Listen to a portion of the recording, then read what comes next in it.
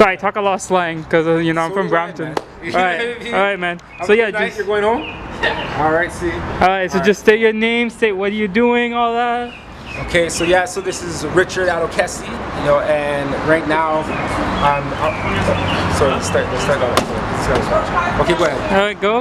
So this is Richard Adokesi over here at the Doug Ford rally, as you see the fitted. Make Ford Lead Again, you know, so go to Make Ford Lead Again, cap.ca. You know, you can get your cap over there, and what it is, you know, it's just we're going the extra mile to really push and get the word out to get Doug Ford in office. You know, and I support, you know, the messages that he's coming across, the resonating with what I feel with the lowering taxes, especially. Today he just talked about the gas is going down 10 cents. I'm on the road every second of the day.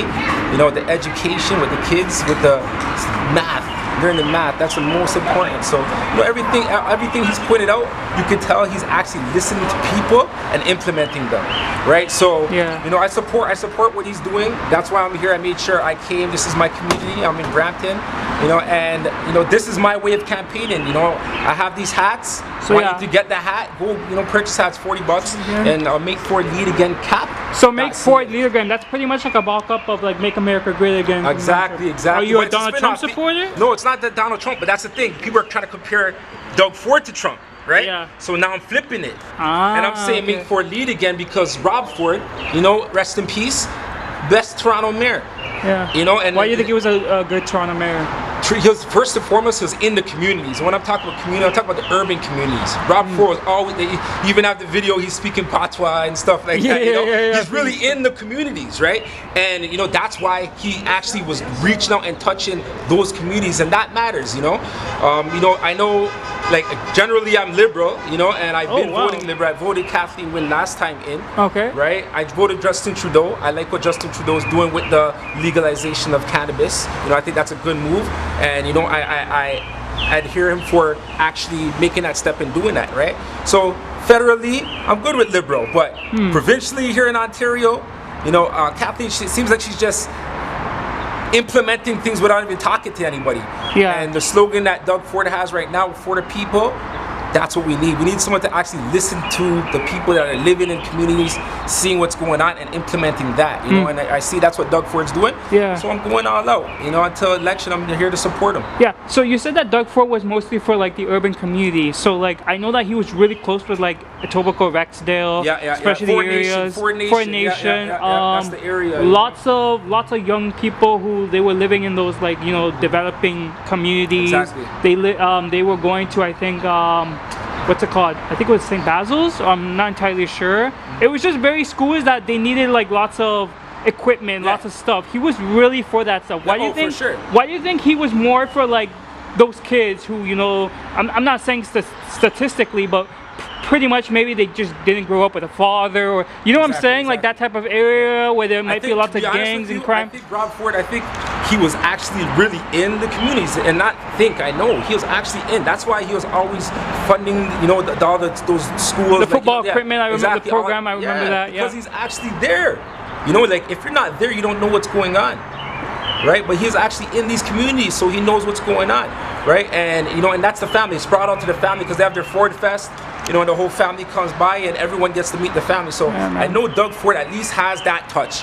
Rob Ford was fully in, like he was really in there. Yeah. But Doug Ford, that's his brother, so at least I know he was somewhat in, you know, and that's what we need, man. You know, at least here, and not only that though, but everybody else, like everything that he has, it seems like he has something for every class. Yeah. You know, every income bracket, every class, he has something that they would like. So yeah, man. Well, there's been talk that like they say that more youth are starting to become conservative. Why do you think that is true? Because right now is the year of the entrepreneur. You know, more people are, you know, becoming self-sufficient. You know, and you know, even with the YouTube channels, YouTube's a source of income. Yeah. You know, all this stuff. You know, everyone has that entrepreneurial spirit, and it's not about handouts. You know, the other parties, that's what they want to do. They just want to hand out so they can keep control. You know, so it's about us actually getting control of everything and doing what we need to do, right? But it's kind of really interesting to see that lots of cities, lots of towns, very small towns are very like rural and like very different compared to like cities like Toronto. They're more like conservative. They're more like they have that type of view that they're trying to look for like Doug Ford, right? But why do you think in Toronto, like in downtown Toronto, they're very like liberal, they're very left-leaning? Why do you think so? Because they've never run a business before, like, so they're like Kathy went, from what I know, she was like, I think she was a teacher or something like that, right? I think so, yeah. Which is good, like, and I understand, you know, you're taking care of kids and everything like that. That's good, but taking care of a province or a country and stuff like that, you need to have some sort of business acumen, because you need to, like, it's about, you know, getting revenues in the country, expenses, try to keep them minimal. You know, and what he's talking about efficiencies, that matters. Like he's talking about the Pure and the Catholic School Board. They have different budgets, but a lot of the stuff they're buying is the same thing. Yeah. Paper, desks, computers, it's all the same thing. Why do they have two different budgets? Yeah. That should be one budget. And when it comes to healthcare, like, do you feel like what they just did recently was right? With healthcare?